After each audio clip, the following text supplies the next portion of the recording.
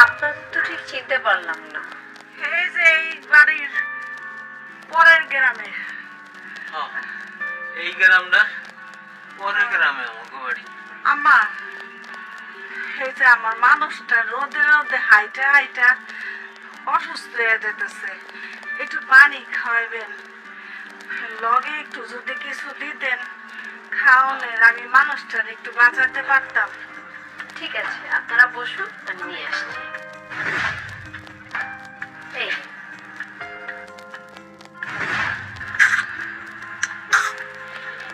আস্তে খাও। মাগো, একটা কথা কইতাম, ঘরে কিছু পান্তা টান্তা আছে, এই মানুষটা সকাল থেকে কিছু খায় নাই।